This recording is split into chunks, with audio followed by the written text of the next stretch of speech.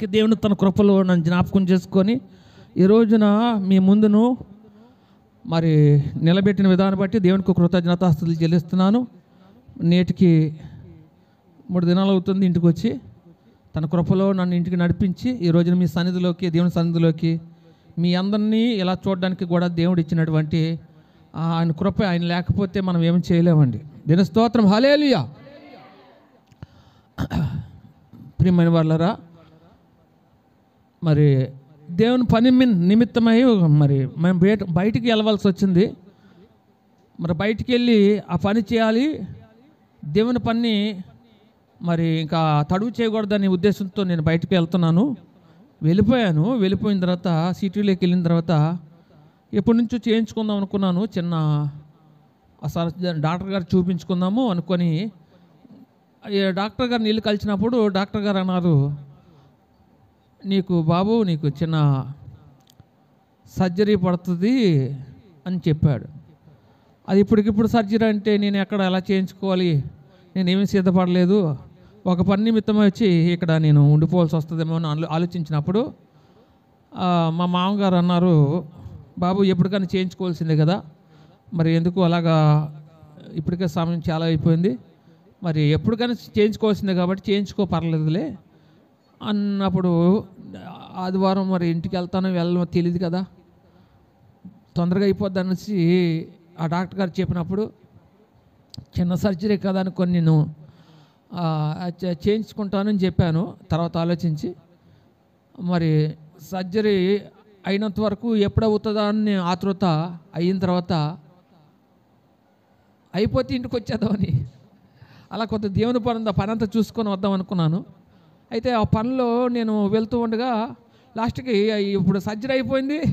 అయిన తర్వాత ఇంకా కనీసం నడవడానికి ఓపిక కూడా లేదు. దినస్తోత్రం. హల్లెలూయా. నడవడానికి ఓపిక అయిపోయాను. చాలా శక్తిహీనుని అయిపోయాను, బలహీనుని అయిపోయాను. ఎలాగనైనా త్వరగా నీ పని చేయాలి, ఇదిగో నేను ఇంటికి వెళ్తాను కానీ పని ఏ పని కూడా పూర్తి చేయలేను, నేను ఇక్కడికి వచ్చి ఇలా ఇరిగిపోయానని చెప్పి నేను చాలా మనసులో బాధపడుతున్నాను. కానీ దేవుని పనిలో కొద్దిగా ఏంటంటే దేవుని సేవకునికి దేవుని పని చేయాలని ఆతృత ఉంటుంది. కానీ ఒకసారి పని ఏమైపోతుంది, సమయం దొరికిపోతున్నప్పుడు అరే ఆయన పని నమ్మకంగా నేను చేయలేకపోతున్నాను, బాధ లోపల ఏం చేస్తుంది, ప్రతి సేవకుడికి కూడా ఏమైపోతుందండి, ఆ బాధ ఎక్కువైపోతుంటుంది. దీని స్తోత్రం. హల్లెలూయా. హల్లెలూయా. అరే ఎందుకు ఇక్కడ ఉండిపోయాను, ఈ పరిస్థితిని బట్టి ఎప్పుడు నేను ఇంటికి వెళ్తానంటే అలాగా నేను మొన్న రావడం జరిగింది ఇంటికి. మరి పోయిన వారం అంతా మీ మధ్య లేకపోయాను. మరి ఇప్పుడు కొద్దిగా నడుస్తున్నాను కానీ అంత కంఫర్టబుల్గా నడవలేకపోతున్నాను. ఏదైనప్పటికీ దేవుని కృపను బట్టి నేను ఇంటికి చేర్చబడ్డాను. మరి నా సంఘం ముందు నేను ఇలాగొచ్చి ఈరోజు 2 మాటలు చెప్పడానికి దేవుడు ఎంతగానో నాకు సహాయం చేశాడు. నన్ను ఎంతగానో స్వస్థపరిచి మీ మధ్యన నిలబెట్టిన విధానం బట్టి కృతజ్ఞత స్తుతులు చెల్లించుతున్నాను. దీని స్తోత్రం. హల్లెలూయా. గట్టిగా హల్లెలూయా. ఈ సమయంలో బైబిల్ గ్రంథం తీసినట్టయితే దేవుని వాక్యాన్ని మనం చదువుకుందామండి.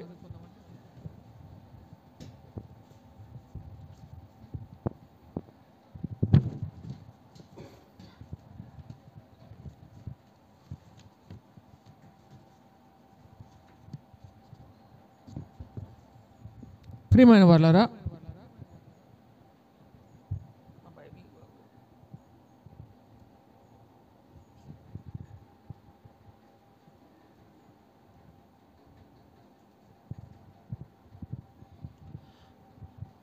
ఒక్కొక్కసారి మనం చాలా వాటి విషయంలో మన జీవితంలో అది లేదు అన్న దాని గురించి ఎక్కువగా బాధపడే సందర్భాలు చాలా ఉన్నాయి. అయితే దాని గురించి దేవుడు మనకు అనేకమైన వాటిని, అంటే మనం బ్రతకడానికి కావాల్సిన సమస్తాన్ని సమకూర్చినప్పటికీ కూడా మనం కోరుకున్నది మన జీవితంలో లేని కారణాన్ని బట్టి మనం ఎక్కువసార్లు దుఃఖపడుతూ ఉంటాం. దాని గురించి ఎక్కువగా బాధపడతాం. అయ్యో ఇది నా జీవితంలో ఉంటే బాగున్ను, అందరికీ అది దయచేసావు, అందరికీ అది ఉంది కానీ నా జీవితంలో లేదు అనే బాధ మనం దాని గురించి ఆలోచించినప్పుడల్లా ఆ బాధ మనలో ఎక్కువైపోతూ ఉంటుంది. దీని స్తోత్రం. హల్లెలూయా. హల్లెలూయా. ప్రియమైన వాళ్ళారా, ఈరోజు దాని గురించి కొన్ని విషయాలు బైబిల్ గ్రంథం నుంచి మనం తీసుకుందామండి. మొదటి సమూయేలు రాసిన గ్రంథము 1వ అధ్యాయం మనం చదువుకుందాం. చదవండి బాబు ఒక్కసారి.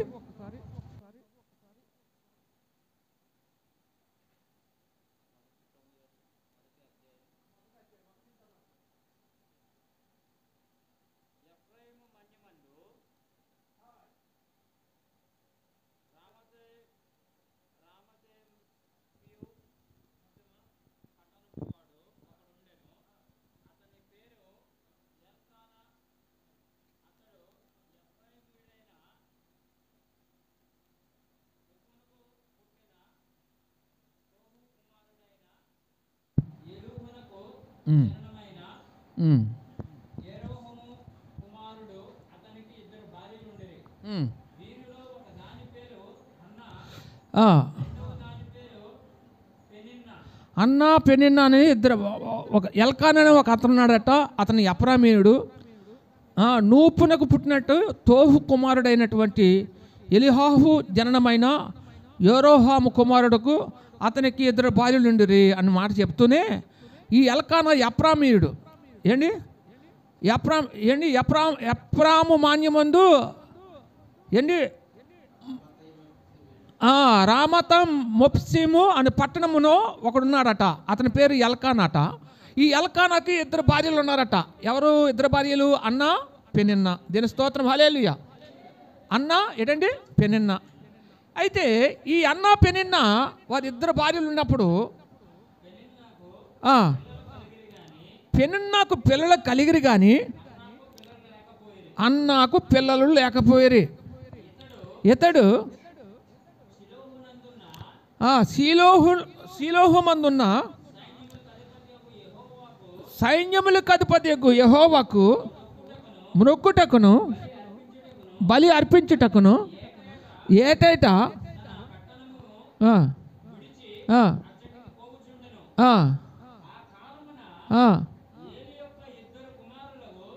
దాని కింద వచ్చింది చదువు బాబు. చాలు ఇంకేమవుతుంది కానీ నేను చెప్తాను, అప్పుడు చదువుతారు. ఇక్కడ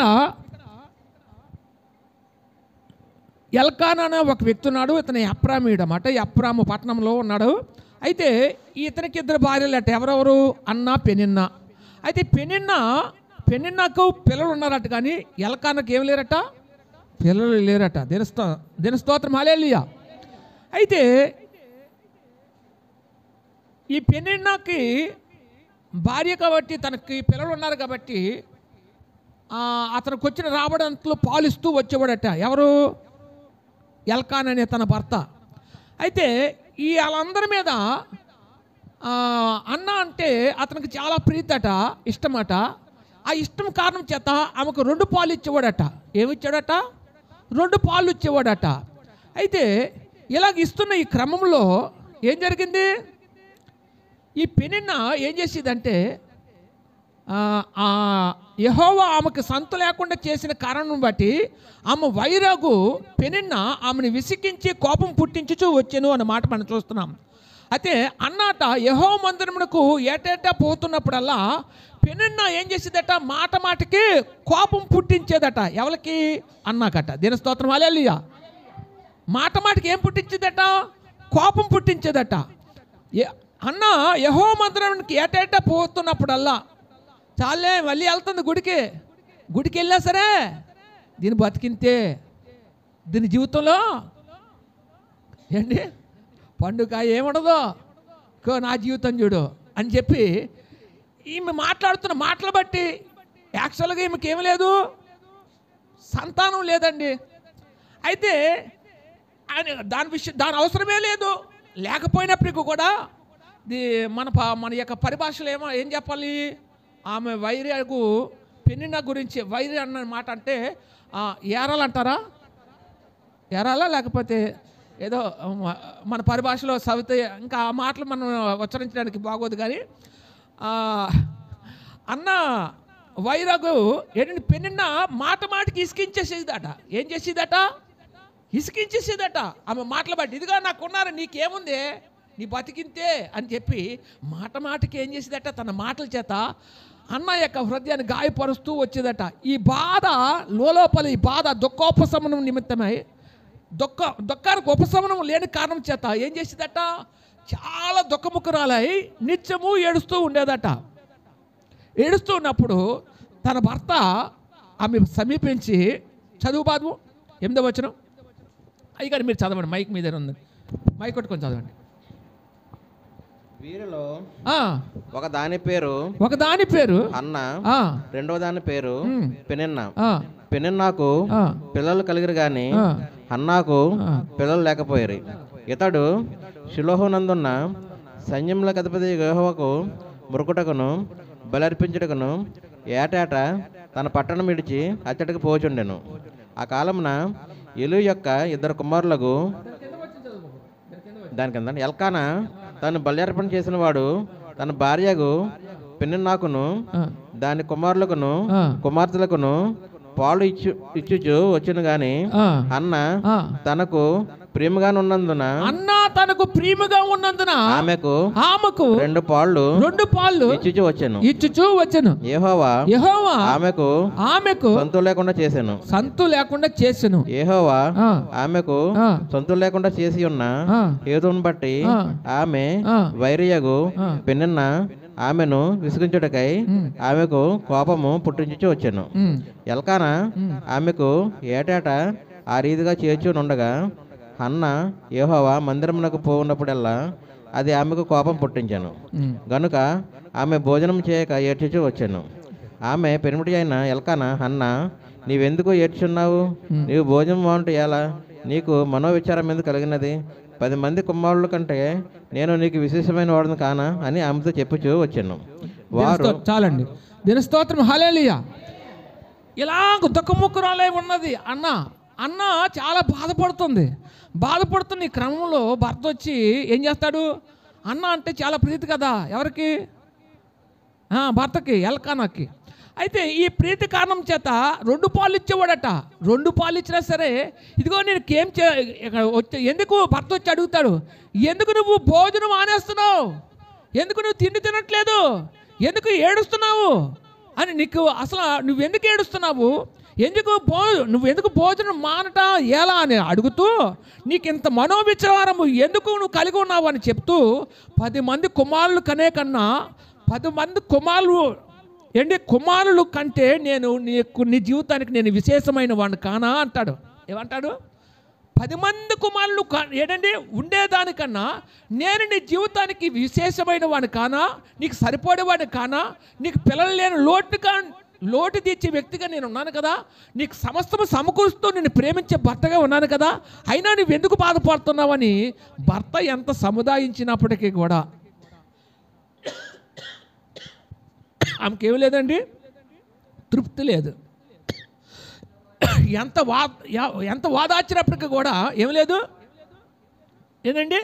ఎంత వాదార్చినప్పటికీ కూడా ఆమె హృదయానికి ఏం లేదండి, తృప్తి లేదు. ఎందుకు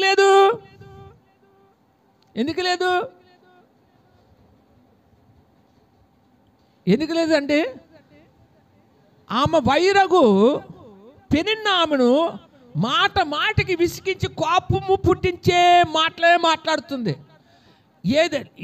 ఇప్పుడు ఆమె పెనిన్న కదా, పెనిన్న సమాజానికి లోకానికి సాదృశ్యంగా తీసుకుందాం. నీ దగ్గర లోకం ఏం చేస్తుంది? నీ దగ్గర ఉన్నదాని గురించి ఎప్పుడు మాట్లాడదు, అది నువ్వు ఎప్పుడు కలిగి ఉంటావు. నీ దగ్గర లేదు, ఏదైతే లేదో దాన్ని భూతత్వంలో చూస్తుంది. ప్రతిదీ భూతత్వంలో చూసి నీ దగ్గర అది లేదు, నీ దగ్గర లేనిది నా దగ్గర ఉందని చెప్పి కంపారిజన్ చేసి, నీ దగ్గర లేని దాన్ని బట్టి నువ్వెంత పాపం చేయకపోతే, నువ్వెంత పాపాత్ముడు కాకపోతే నీ దగ్గర అది లేదు అని చెప్పి గుచ్చి ఏం చేస్తుందండి సమాజం? ఏం చేస్తుంది? పొడుస్తుంది. నీ దగ్గర లేదు, నీ దగ్గర ఏం లేదు, నీ దగ్గర అది ఒకటే లేదేమో, వాళ్ళ దగ్గర ఇంకా చాలా లేవు. కానీ నీ దగ్గర లేనిది వాళ్ళ దగ్గర ఉంటే ఉండొచ్చు, కానీ నీ దగ్గర నువ్వు పొందుకున్న వాటిని బట్టి చూసుకుంటే వాళ్ళ దగ్గర చాలా లేవు. కానీ అవి కనబడనివ్వరు, వాళ్ళు అవి మరుగు చేసుకుంటారు, అవి బయట పడనివ్వరు. కానీ నీకు తెలియక వాళ్ళ గురించి వాళ్ళకంగా నీ మీద దృష్టి, నీ దగ్గర లేదు, ఏదైతే లేదో దాన్నే అది లేదు, ఇది లేదు, ఇది లేదు, అది లేదని చెప్పి మాటకి ఏం చేస్తారు? తన మాటల చేత నీకు విలువ తగ్గించే ఏంటి మాటలు మాట్లాడుతూ హీనపరుస్తారు, చిన్నచూపు చూస్తారు. ఆ మాటలకు ఏమనిపిస్తుంది? దేవుడు ఏమంటాడు? అమ్మ నీకు అన్నీ ఇచ్చాను కదా, నువ్వు బ్రతకడానికి అన్నీ ఇచ్చాను కదా, వాటిని బట్టి సంతోషపడవలసిన నీవు లేదని దాని గురించి, దాని విషయంలో నీకెందుకు? అది ఉంటే ఏంటి, లేకపోతే ఏంటి? నేను నీ జీవితానికి విశేషమైన వాడిని కానా అని దేవునితో మాట్లాడుతున్నాడు. విన్నానా? చాలా బాధపడతారండి. అన్నీ ఉన్నాయి కానీ ఆ ఒక్కటి ఉంటే బాగుండు. ఈ ఒకటి ఏంటి? ఈ ఒకటి అది నీవు కోరుకున్నది. అది ఎవరు కోరుకున్నది? నువ్వు కోరుకున్నది. అది ఇది ఒక్కటి ఉంటే బాగుండు అని నువ్వు కోరుకున్నది. అరే నేను నీకు కావలసినవన్నీ నేను సమకూర్చానే, నువ్వు కోరుకున్నది ఒక్కటే కదా లేదు. ఆ లేని దాని గురించి ఎందుకు దిగులు పడుతున్నావు? నేను నీ జీవితానికి విశేషమైన వాడిని కానా? ఏంటంటున్నాడు? నీ జీవితానికి నేను విశేషమైన వాడిని కానా అంటున్నాడు. మనం ఏం చేస్తున్నాము? ఉన్నదాంతో ఏం చేయలేకపోతున్నాం, సంతృప్తి పడలేకపోతున్నాము. లేని దాని విషయంలో, అది లేని దాని గురించి లేదని కాదు అక్కడ. నీకు దాని అవసరం నీకు లేకపోయినా సరే సమాజం గురించి వాళ్ళకి బుద్ధి చెప్పాలి. వాళ్ళు నన్ను నిందించారు, ఏలైతే చూపించారు, నాకు ఇది లేదని చెప్పడానికి వాళ్ళెవరు? వాళ్ళకి నేను సమాధానం చెప్పాలని ఆ బలమైన కోరిక నీలో కలిగి ఏం చేస్తున్నావు? నాకు అదే కావాలి అని పట్టుబడుతున్నావు. అదే కావాలి. నేను నీకు విశేషమైన వాడిని కానా అంటున్నాడు దేవుడు. అమ్మా అర్థమవుతుందా? దేవుని వాక్యం అర్థమవుతుందా? మరి దేవుడు విశేషమైన వాడిగా ఉన్నాడు కదా నీ ప్రియుడు. మరి ఆయన కలిగి ఉండి కూడా సమస్తాన్ని ఆయన ద్వారా మనం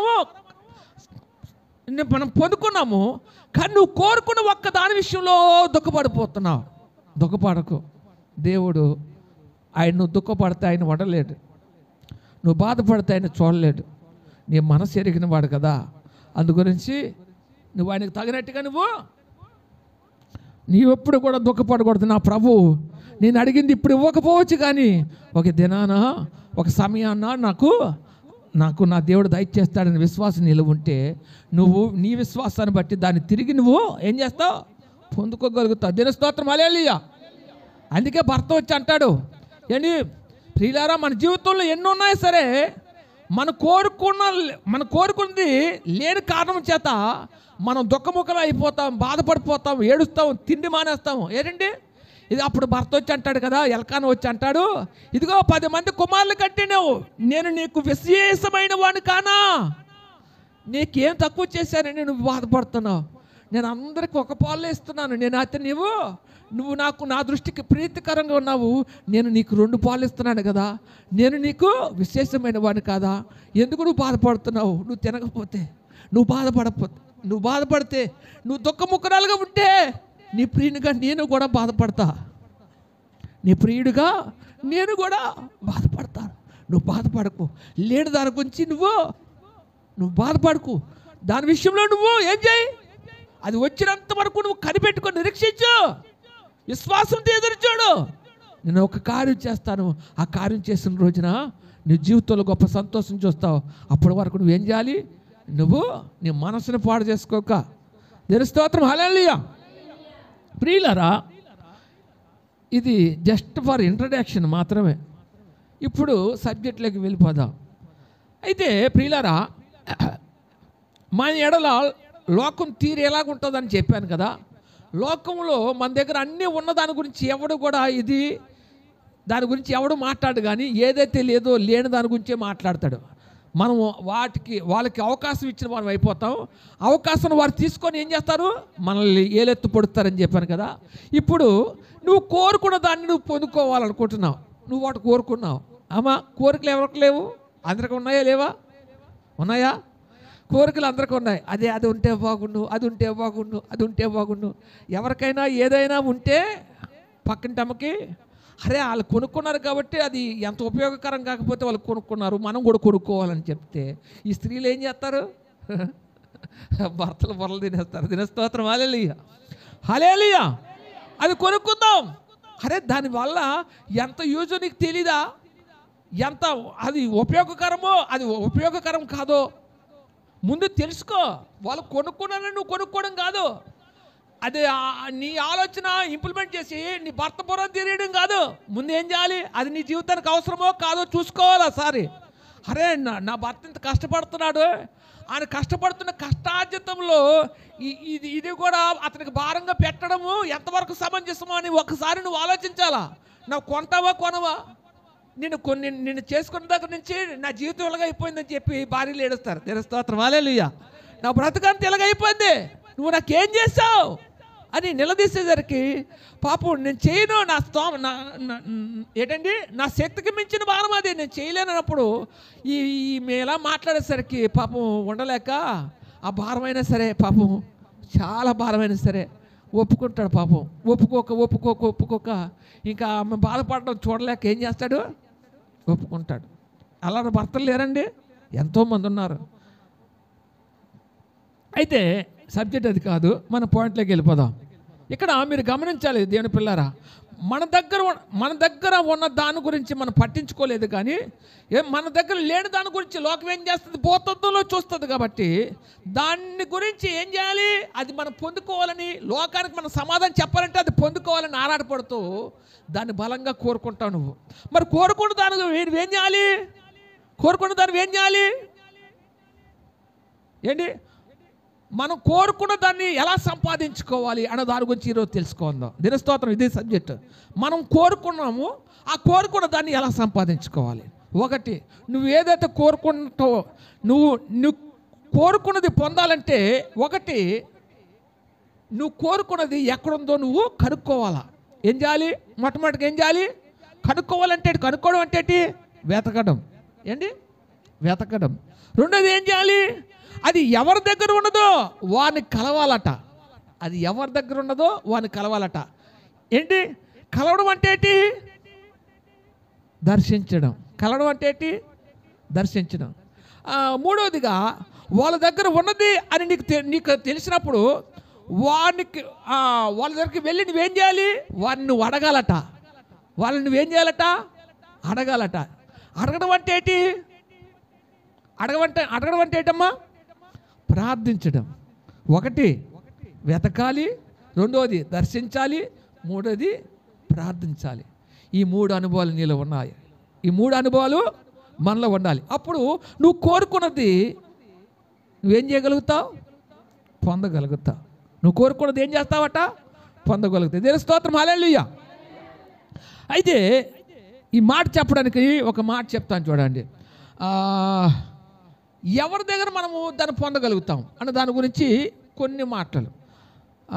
యేసు ప్రభు వారు పేతురుని అడుగుతాడు, ఏమని, సిమోను నువ్వు నన్ను ప్రేమిస్తున్నావా అని అడుగుతాడు. ప్రేమిస్తున్నాను ప్రభా అంటాడు సిమోను. మళ్ళీ రెండోసారి అడుగుతాడు, కొంత సమయం పోయిన తర్వాత ప్రేమిస్తున్నాను అంటాడు. మళ్ళీ మూడోసారి అడుగుతాడు, ఏమడుగుతాడు, సిమోను పేతురు నన్ను ప్రేమిస్తున్నావు అంటే ఈ పేతురు ఇసుకుపోతాడు. అప్పటికి, అయ్యా ఎందుకు నేను ప్రేమిస్తున్నాను చెప్తున్నాను కదా, పదే పదే నన్ను ఎందుకయ్యా అడుగుతావు, నేను నిజంగా నిన్ను ప్రేమిస్తున్నాను అంటాడు. ఇంకో సందర్భంలో ఏమంటాడు, తెలుసా, ఈ పేతురు గారే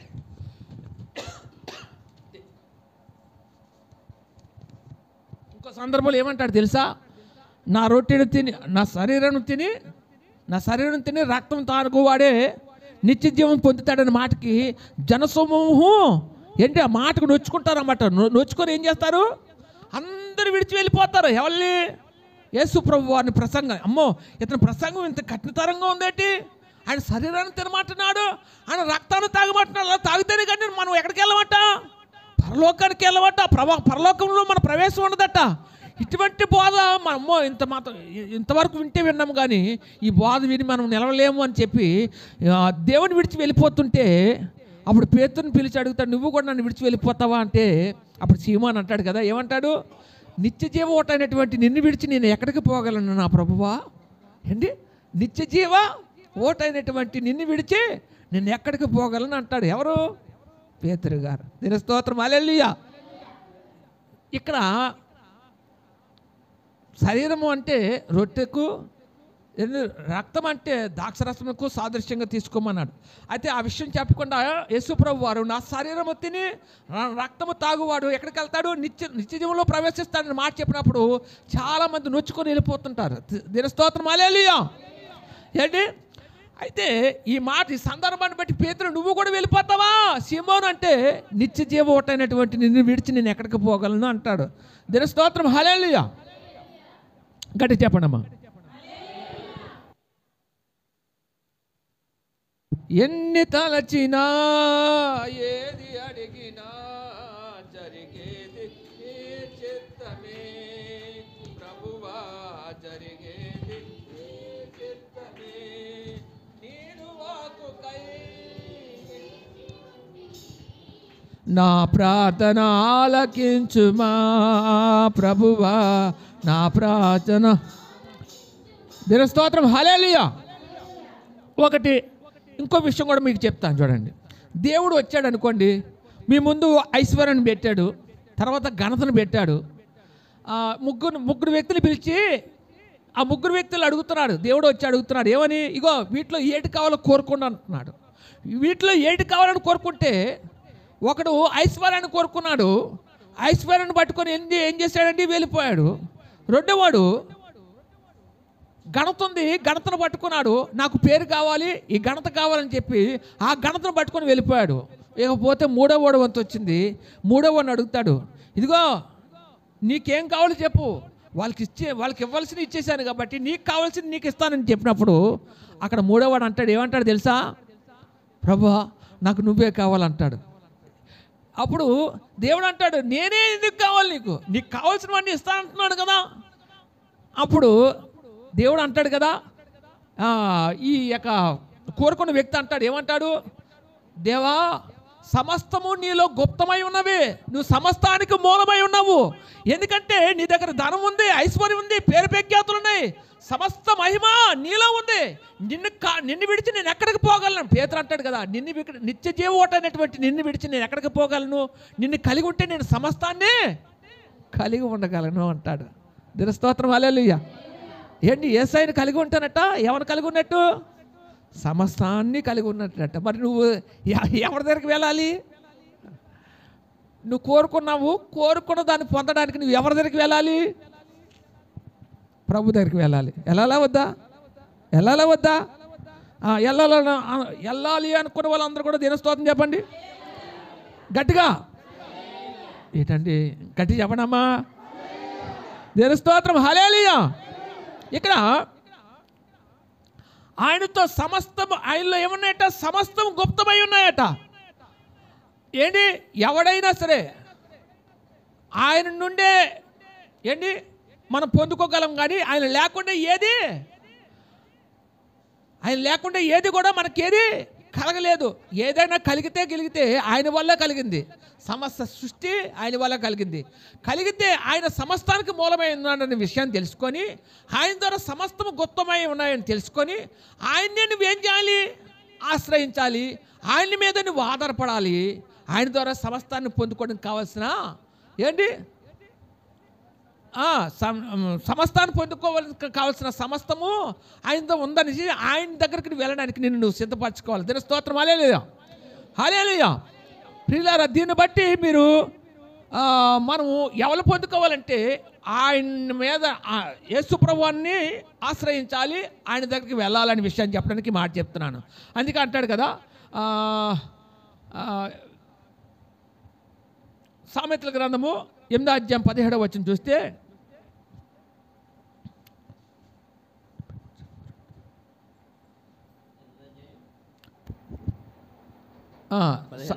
సామెతల గ్రంథం 8వ అధ్యాయం 17వ వచనం 17. నన్ను ప్రేమించిన వారిని నేను ప్రేమించుచున్నాను, నన్ను జాగ్రత్తగా వెతుకువారు నన్ను కనుగొందరు. ఐశ్వర్య ఘనతలను చాలండి. ఇక్కడ ఏం చెప్తున్నాడు, నిజంగా నన్ను ప్రేమించేవారు ఎవరైనా ఉంటే నన్ను జాగ్రత్తగా వెతుకువారు నన్ను కనుగొందురు అంటాడు. నన్ను ప్రేమించే వారిని నేను ప్రేమించుచున్నాను అని చెప్తానే, నన్ను నిజంగా జాగ్రత్తగా వెతికితే నన్ను నిజంగా కనుగొంటారు అంటున్నాడు దేవుడు. దీని స్తోత్రం హల్లెలూయా. ఎందుకు ఈ మాట చెప్తున్నాను, ముందు ఆయన కనుగోమని చెప్పాను కదా. నువ్వు పొందుకోవాలనుకున్న వ్యక్తిని నువ్వు కనుగోవాలని చెప్పాను. కనుగోవాలంటే ఏం చేయాలి? వెతకాలి. కనుగోవాలంటే ఏం చేయాలి? వెతకాలి. వెతకడం గురించి దేవుని వాక్యం ఏం చెప్తుంది? నన్ను ఎవరైతే ప్రేమిస్తారో నేను వారిని ప్రేమిస్తాను, నన్ను జాగ్రత్తగా వెతుకు వారికి నన్ను కనుగొంటాను, నేను దొరుకుతానని దేవుడు మాట్లాడుతున్నాడు. దినస్తోత్రం హల్లెలూయా. మరి వెతుకుతున్నావా? లోకంలో లేని వాటిని అన్నిటిని వెతుకుతావు. వెతకవలసిన వాడిని వెతకవు, అన్నిటిని వెతుకుతావు. నీ జీవితంలో కావలసినవన్నీ సమకూర్చుకోవడానికి వస్తువులు కావచ్చు, వ్యక్తులు కావచ్చు, అందరిని వెతుకుతావు, అన్నిటిని వెతుకుతావు. వెతకవలసిన వాడు ఒకడున్నాడు, ఆయన వెతకవు. ఆయనకి సమయం ఏమవు, ఆయనకి ఏమవు. నన్ను జాగ్రత్తగా వెతుకుతా దొరుకుతాడు. జాగ్రత్తగా అంటే ఏం చేస్తావు? ఒక్కొక్కసారి తాళాలు, ఎన్ని తాళాలు, బండి తాళాలు కావచ్చు. మరి ఇంట్లో ఎక్కడ పెట్టేస్తాం? గబగబ వచ్చి ఇంట్లో ఎక్కడ పెట్టేస్తాం. పెట్టేసిన తర్వాత అవి ఎక్కడ కనిపించు. చాలాసేపు ఎతుకుతాం, తర్వాత కనిపించు. అప్పుడు ఏం చేస్తాము? దుప్పట్లో కావచ్చు, బట్టల్లో కావచ్చు, ప్రతి మడతలో కూడా ఎతుకుతాం. ఎందుకంటే ఇప్పుడు ఎతకము. జాగ్రత్తగా ఎతుకున్నప్పుడు అప్పుడు ఏం చేస్తుంది? ఏదో ఒక మూల అది దొరుకుతుంది. మనం జాగ్రత్తగా వెతుకుతామే, ఎలాగైతే ఆ తాళాలు దొరుకుతాయో. ఎందుకంటే ఎడం చేస్తే ఎక్కడ పెట్టేస్తాం, తర్వాత మనం జాగ్రత్తగా ఎతికినప్పుడు అది కనబడుతుంది.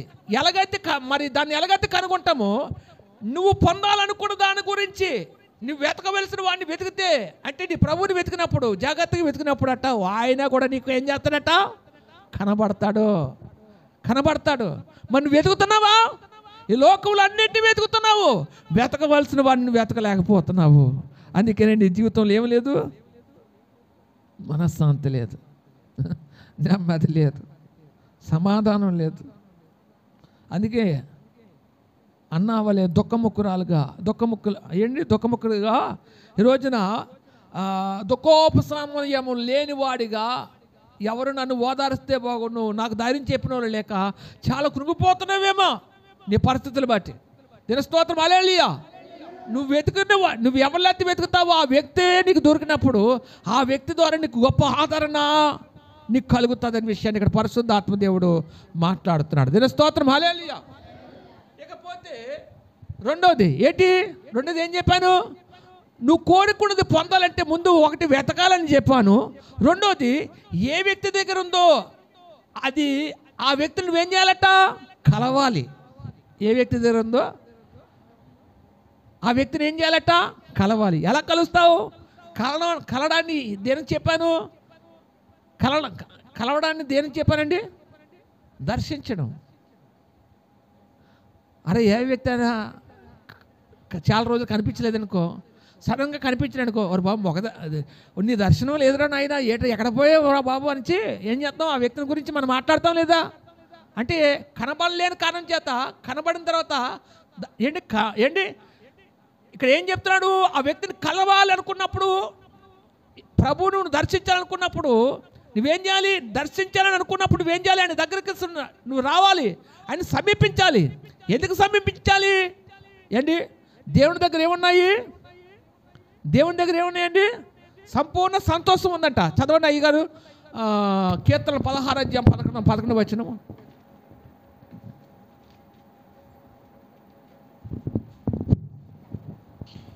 జీవ మార్గమును నీవు నాకు తెలియజేసేదవు. నీ సన్నిధిని సంపూర్ణ సంతోషం కలదు. నీ కుడి చేతిలో నిత్యము సుఖములు కలవు. దినస్తోత్రం హల్లెలూయా. ఏమంటాడు? జీవ మార్గము నాకు తెలియజేసేదవు, నీ సన్నిధి సంపూర్ణ సంతోషము కలదు, నీ కుడి చేతిలో నిత్య సుఖములు కలవు. ఇక్కడ నువ్వు కలవాలనుకున్న వ్యక్తి దగ్గర ఏముందట? సంతోషం ఉందంట. నువ్వు సంతోషం కోల్పోయేమో, నీ సంతోషం ఆయన ద్వారా దొరుకుతుంది. ఇంకొకటి నిత్య సుఖములు ఉన్నాయంట. ఆయన దగ్గర ఏమున్నాయట? నువ్వు కలవాలనుకున్న వ్యక్తి ఏముందట? నిత్య సుఖములు ఉన్నాయట. అంతేకాదట, నువ్వు కలవాలనుకున్న వ్యక్తి దగ్గర ఏముందట? నువ్వు పొందవలసింది ఏదైతే ఉందో అది ఆయన దగ్గరే ఉందట. అందుకోసం నువ్వు కలుస్తున్నావు. అందుకోసం నువ్వేం చేస్తున్నావు? కలుస్తున్నావు. మరి కలుస్తున్నాను అనుకున్నప్పుడు నువ్వేం చేయాలి? ఆయన దర్శించాలి. ఆయన ఏం చేయాలి? దర్శించాలి. మన దేవుని సన్నిధానానికి ఫ్రైడే ఉపవాసకోవడానికి ఎంతమంది వచ్చారు? దేని స్తోత్రం చెప్పండి. మీరు అందరూ మహాభక్తులే, నాకు అర్థమైంది. నానాటికి భక్తిలో మనం క్షీణించిపోకూడదు. మన భక్తిలో మనం ఏం చేయాలి? పురోగతి కలిగి ఉండాలి. భక్తిలో ఎదిగే పిల్లలుగా ఉండాలి. దేవుడిని చూసినప్పుడు, నీ భక్తిని చూసినప్పుడు నిన్ను మెచ్చుకునేటట్టు, ఆ మెచ్చుకునే క్రమంలో నిన్ను దీవించేటట్టు నీ భక్తిని కొనసాగించాలి. కానీ రోజు రోజుకి భక్తిలో చల్లారిపోతే ఎలాగ తల్లి? దేవుడి దగ్గరికి వస్తే దర్శించినట్ట దేవుణ్ణి, లేకపోతే దేవుడి దగ్గర రాకపోతే దర్శించినట్ట? చెప్పండి. ఇప్పుడు చెప్పండి మీరు. దేవుడు దర్శించినట్ట, లేకపోతే దేవుడిని మీరు దర్శించుకున్నట్ట? మీరే దేవుని దర్శించినట్టు, మీరే దేవుణ్ణి దర్శించినట్టు. మరి మీకు కావాలి కదా. మనుషులు ఎవరు? కోరికలు పుట్ట. ఏంటి? మనుషులకి కోరికలు పుట్ట. మనము మన కోరిక నెరవేర్చబడాలంటే మనం దర్శించుకోవాల్సింది ఆయన. కాబట్టి ఆయన దగ్గరికి మనం వెళ్ళాలా వద్దా?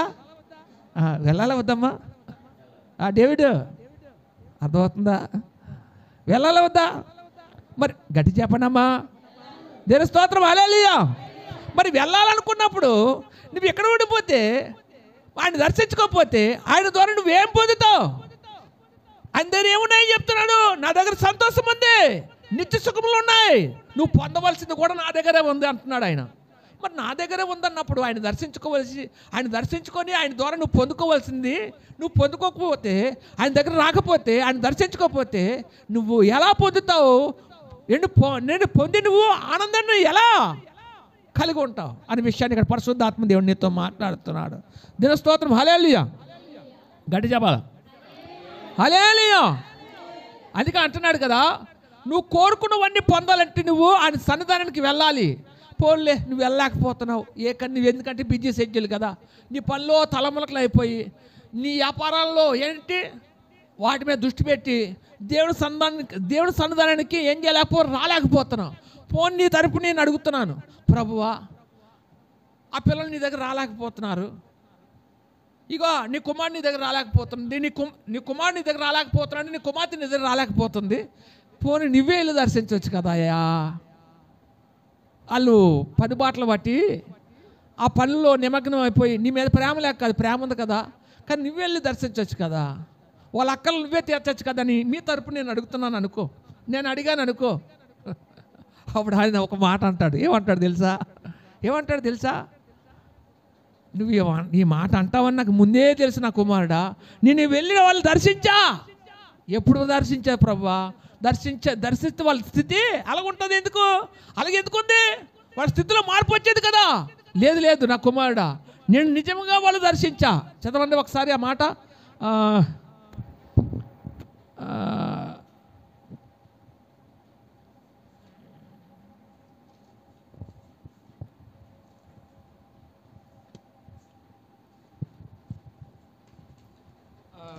లోకాసువార్త 19వ అధ్యాయము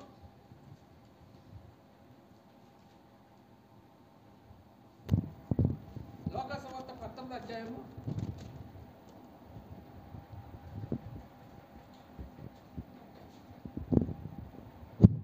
41 చదవండి. ఆయన పట్టణంలోకి సమీపించినప్పుడు దాన్ని చూచి దాని విషయమై ఏడ్చి నీవును ఈ దినమందైనను సమాధాన సంబంధమైన సంగతులను తెలుసుకుని ఎడల నీకెంత మేలు గాని ఇప్పుడు అవి నీ కన్నులకు మరుగు చేయబడి ఉన్నవి. నిన్ను దర్శించిన కాలము. ప్రభువు నిన్ను దర్శించిన కాలము నిన్ను దర్శించిన కాలము నీవు ఎరుగకుంటావు గనుక నీవు ఎరగకుంటువు కనుక నీ శత్రువులు నీ చుట్టూ గొట్టు కట్టి ముట్టడి వేసి అన్ని ప్రక్కలను నిన్ను అరికట్టి నీలో ఉన్న నీ పిల్లలతో కూడా నిన్ను నేల కలిపి నీలో రాతి మీద రాయి నిలిచి ఉండని దినములు వచ్చునని చెప్పాను. దీని స్తోత్రం. హల్లెలూయా. ఆయన అంటున్నాడు, ప్రభు అట నిన్ను దర్శించిన కాలము నువ్వు నన్ను ఎరగకుంటివి అంటున్నాడు. ఏమంటున్నాడు? నేను నిన్ను దర్శించాను కానీ నువ్వు నన్ను ఎరగలేదు, నన్ను గుర్తించలేదు. అప్పుడు నాకు నీ దృష్టిలో విలువ లేదు. అందుకే నన్ను నేటండి నీ దృష్టిలో నేను కాదలేని వాడిగా కనపడ్డాను.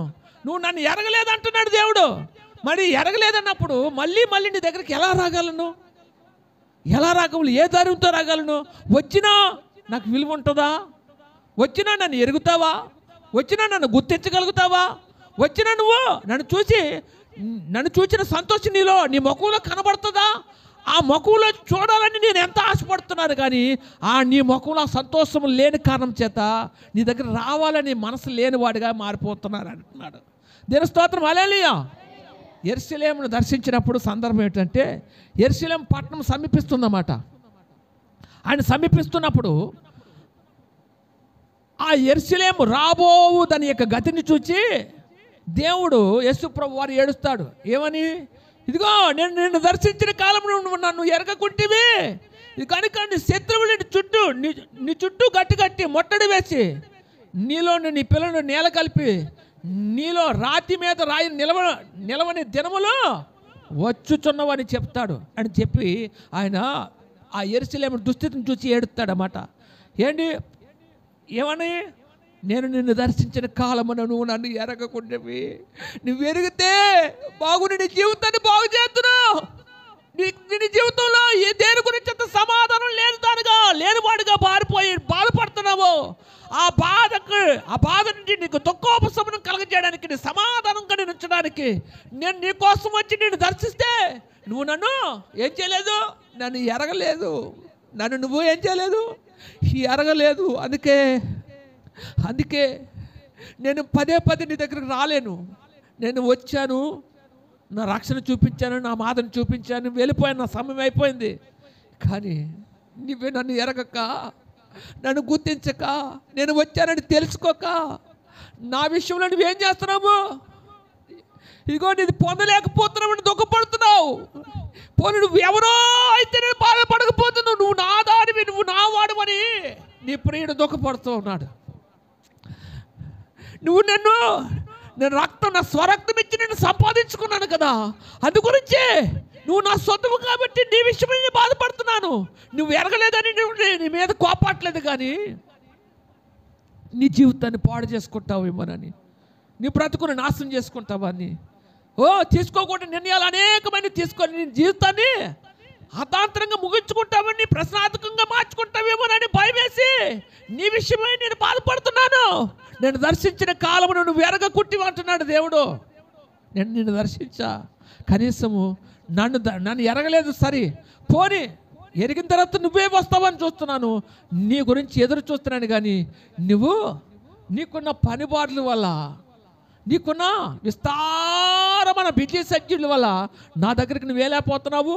నా సన్నిధానానికి వచ్చి నువ్వు దర్శించుకోలేకపోతున్నావు. ఎలా జరుగుతుంది? నువ్వు కోరుకున్న కార్యం ఎలా జరుగుతుంది? నీ కోరుకున్న కార్యము ఎలా జరుగుతుంది అని దేవుడు నిన్ను అడుగుతూ ఉన్నాడు. సమాధానం చెప్తావా అమ్మా? చెప్తారా సమాధానము? దీని స్తోత్రం. హల్లెలూయా. రెండు చెప్పానమ్మా. ఏం చెప్పాను? ఒకటి,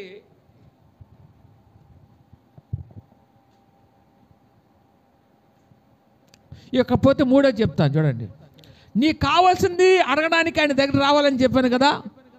రెండోదిగా అయితే వచ్చిన తర్వాత ఏం చేయాలి? మూడోదిగా అడగాలి.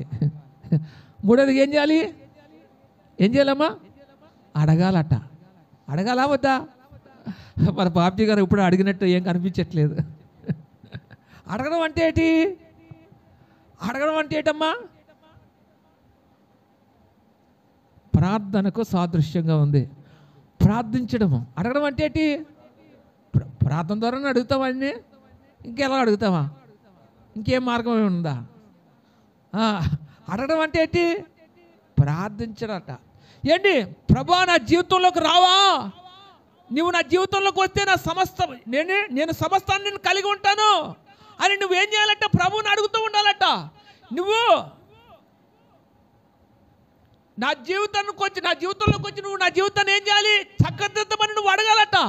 ఎప్పుడైతే అడుగుతావో ఆయన నీ జీవితంలోకి వచ్చి, నీ బ్రతుకులోకి వచ్చి, నీ ఇంట్లోకి వచ్చి, నీలో ఉన్న నీ అసమాధానాన్ని తీసివేసి సమాధానకరమైన వ్యక్తిగా నిన్ను మార్చి నిన్ను బహుగా దీవించి నిన్ను ఫలించుటకు దేవుడే కృప చూపిస్తాడట. దీని స్తోత్రం. హల్లెలూయా. ఏంటి? ఫలభరితమైన జీవితాన్ని కలిగి ఉండడానికి దేవుడే కృపను అనుగ్రహిస్తాడట. దీని స్తోత్రం. హల్లెలూయా. ఇందుకోసం నువ్వేం చేయాలట? నువ్వు ఆయన అలా ప్రార్థన ద్వారా ఆయన పిలుస్తూ నువ్వు రావా నాయనా అని చెప్పి ఆయన్ని బ్రతులాడుకోవాలట. నా జీవితానికి నా వైపు చూడు, నా వైపు తొంగి చూడని చెప్పి ఆయన్ని అడగాలట. నువ్వు ఎప్పుడైతే అడుగుతావో, పిలిచి నువ్వు అడుగుతున్నావా? ఎంతమంది అడుగుతున్నారని దేవుణ్ణి నా జీవితంలోకి రమ్మని అడుగుతున్నారా? పిలిస్తే వస్తాడు ఆయన. ఆయన దేవుడు కదా, పిలిస్తే ఎందుకు వస్తాడు? వస్తాడా రాడా చెప్పండి? చెప్పండి అమ్మా. వస్తాడంటే పిలిచినా ప్రార్థన చేసిన ఒకటే. అయితే పిలిస్తే వస్తాడంటే ఆయన వస్తాడా రాడా చెప్పాలా మీరు? వస్తాడంటే ఒక బాధ, రాడంటే ఒక బాధ. ఏం చెప్తాము చెప్పండి? వస్తాడా? దేవుడు వస్తాడు బాబు. అపారా వస్తాడా? ఎందుకు రాడు? వస్తాడు. ఆయన వస్తాడు. మన బ్రతుకులోకి వస్తాడు, మన జీవితంలోకి వస్తాడు, మన ఇంట్లోకి వస్తాడు. జీవజల ఓటైనటువంటి నిన్ను విడిచి నేను ఎక్కడికి పోగలను? నీవే నా జీవితం అని పేతురు అన్నట్టుగా, నువ్వు నా జీవితంలో ఉంటే సమస్తాన్ని నేను కలిగి ఉంటానన్నట్టుగా ఆయన మన జీవితంలోకి వస్తే సమస్తము మనం కలిగి ఉండగలుగుతాం. దేవుని స్తోత్రం. హల్లెలూయా. ఏనే పిలిచిన పరిసేయుడి ఇంటికి యేసు ప్రభు వారు వెళ్ళలేదా? వెళ్ళలేదా? యాయేరు కుమార్తె ఇంటికి యేసు ప్రభు వారు వెళ్ళలేదా? వెళ్ళలేదా? ఏంటి? మార్త పిలిచినప్పుడు వెళ్ళలేదా? ఏంటి? అలాగే కానా విందు ఏర్పాటు చేసినటువంటి ఇంది యజమాని పిలిచినప్పుడు ఆ పెండ్లి మీదకి, కానా విందుకి వెళ్ళలేదా? ఇవన్నీ ఆయన ఆహ్వానిస్తేనే తప్ప ఆయన వారి జీవితాల్లోకి వెళ్ళలేదే. మరి నువ్వు ఆహ్వానించకపోతే నీ జీవితంలోకి ఎలా వస్తాడు? పిలిస్తే రాడు అనడానికి ఆయన కఠినాత్ముడు కాదు, ఆయన కనికరం కదా దేవుడు. ఆయన కఠినాత్ముడు కాదు. నువ్వు పిలిస్తే ఆయన నీ జీవితంలోకి వస్తాడు. నీ జీవితంలో ఏదైతే కొదువు ఉందో, కొదువున్న దాని ప్రతిదాన్ని చక్కదిద్దుతాడు. ప్రతిదాన్ని ఏం చేస్తాడు? చక్కదిద్దుతాడు. నీ బ్రతుకును మారుస్తాడు, నీ జీవితాన్ని మారుస్తాడు. నువ్వు మార్చాలనుకున్న, నా జీవితం మారాలని నువ్వు అనుకుంటే, నువ్వు కోరుకున్న దాన్ని పొందాలని నువ్వు అనుకుంటే నువ్వేం చేయాలి? ఆయన దగ్గరికి వచ్చి, ఆయన సన్నిధానికి వచ్చి ఆయన దర్శించుకొని నువ్వేం చేయాలా? ఏం చేయాలండి? ప్రభువా నా జీవితంలోకి రా, నేను పొందాలనుకున్నది సమస్తాన్ని నేను పొందగలుగుతాను. నువ్వు నా జీవితంలో ఉంటే సమస్తము సాధ్యమే, అసాధ్యం అంటూ నా జీవితంలో ఏది లేదు అని నువ్వు గ్రహిస్తే చాలట. నువ్వు పిలిస్తే చాలట. పిలిస్తే మరి ఆయన్ని నీ జీవితంలోకి రమ్మని పిలుస్తావా? నీ బ్రతుకులోకి, అయ్యా నా బ్రతుకుని చూడయ్యా, నా జీవితాన్ని ఒకసారి కట్టునైనా, నువ్వే నా జీవితానికి నమ్మకమైన వాడువు అని చెప్పి నీ హృదయంలో ఉన్న ప్రతి భారాన్ని ఏంటండి ఆయన ముందు వ్యక్తపరిచినప్పుడట, ఆయన అమాంతంగా నిన్ను హత్తుకొని ఏం చేస్తాడట? నా కుమారుడు అని చెప్పి, నా కుమార్తె అని చెప్పి, నీ పట్ల తన కృపను చూపిస్తూ ఏంటి గొప్ప ధైర్యాన్ని, ఆదరణని, భరోసాని నీకు ఇచ్చి నమ్మకమైన వ్యక్తిగా నీ జీవితంలో కావాల్సిన సమస్తాన్ని సమకూర్చే దేవుడిగా ఉంటూ నేను సంతోషంగా ఉంచుతానట. దేవుని స్తోత్రం. హల్లెలూయా. నేను ఆనందకరంగా, సంతోషకరంగా ఉంచే దేవుడిగా ఉంటాడట. దేవుని స్తోత్రం. హల్లెలూయా. సందర్భం ఏం చెప్పానండి? సందర్భం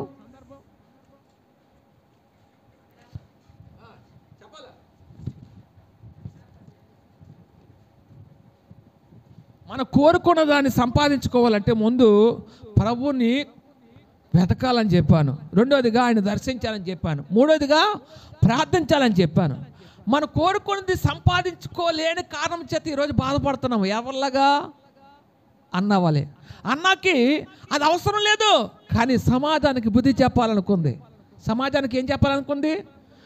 బుద్ధి చెప్పాలనుకుంది. ఈ క్రమంలో ఏం చేసింది? తన భర్త ఎంత ఓదార్చినప్పటికీ 10 మంది పిల్లలు ఉండే కన్నా వాళ్ళందరికంటే నేను విశేషమైన వాడిని కానా అంటున్నాడు తన భర్త. అలాగే నీ ప్రభువు నీ జీవితంలో సమస్తము నువ్వు బ్రతకడానికి అన్నీ సమకూర్చాను కదా, మరి అన్నీ సమకూర్చాను కదా, మరి వాటితో పోల్చుకుంటే నేను నీ జీవితానికి విశేషమైన వాడిని కానా అంటున్నాడు నీ ప్రభు. మనం ఏం చేయాలి? ఆయన్ని ఆశ్రయించాలి. దినస్తోత్రం హల్లెలూయా. మరి అన్న గురించి చెప్పడం మానేస్తే బాగోదు కదా. అన్న ఏం చేసిందండి? లాస్ట్కి శీలోహులో ఉన్న మందిరానికి పోయి ఏటేటా పడి శీలోహు మందిరంలో ఏడ్చేదట. ఎవరి మీద కోపంతో? తన యారాలు అంటే తన వైరైనటువంటి పెనిన్న మీద కోపం చేత వెళ్ళి ఏడ్చి వచ్చేసిందట. కానీ ఈసారి అలా కాదట. ఏం చేసిందట? దుఃఖముఖరాలై దేవుని మీద ప్రభువా తన అవసరం చెప్పింది. ఇదిగో ఒక మొక్కుబడి చేసుకుంది. నాకు కానీ కుమారుని ఇస్తే ఆ కుమారుని నీ కొరకు నీ సేవకునిగా ఏమిస్తానట? ప్రతిష్ఠిస్తానని చెప్పి మొక్కుబడి చేసుకుందట దేవుని సన్నిధిలో. ఎవరు? అన్న. మొక్కుబడి చేసుకున్న కారణం బట్టి ఏం చేశాడట? దేవుడు అన్నకి కుమారుని అనుగ్రహించాడట. అతనికి సమూయేలు అని పేరు పెట్టింది. అతను పాలు విడిచిన తర్వాత ఆ సమూయేలుని తీసుకెళ్ళి యెహోవా మందిరంలో ఏం చేసిందట? ఉంచి సన్నిధిలో విడిచిపెట్టి వచ్చేసిందట. ఆ తర్వాత అన్న విడిచిపెట్టి వచ్చేసిన తర్వాత ఏం చేసింది? అన్న జీవితంలో అక్కడితో పిల్లలు ఆ సమూయేలుతో కాకుండా మరొక 5గురిని సంతానం కలగడానికి దేవుడు కృప చూపించాడట. దినస్తోత్రం హల్లెలూయా. ఆమె కోరుకున్న కోరిక ఎంతండి? ఈ నిందనాల నుంచి పోవాలి అని నింద కోసం ఒక్క నిమ్మంది. తర్వాత ఏమంది? ఆ నింద నుంచి తప్పించబడమే కాకుండా తన కోరిక చిన్నదే కానీ ఆ కోరిక చిన్న కోరిక కానీ ఉన్నతమైన బహుమానం దేవుడు అన్నకి ఎలాగైతే అనుగ్రహించాడు. నీ జీవితంలో లేని కారణం చేత నువ్వు ఎంత బాధపడుతున్నావు, నిజంగా నువ్వు వాని మీద అనుకొని నువ్వు నిజంగా మొక్కుబడి చేసుకొని ఒక నిబంధన కమిట్మెంట్ చేసుకొని ఆయనతో నిబంధన చేసుకున్నావు అనుకో, దేవుడు నిన్ను అంగీకరించి బలమైన కార్యం నీ ఎడల జరిగిస్తాడనే విషయానికి పరిశుద్ధాత్మ దేవుడు ఈ వాక్యం ద్వారా నీతో మాట్లాడుతున్నాడు. ఈ చిన్న మాటలు ప్రభు పేట ముగిస్తున్నాను. తల వంచినట్టయితే ప్రార్థన చేసుకుందామండి.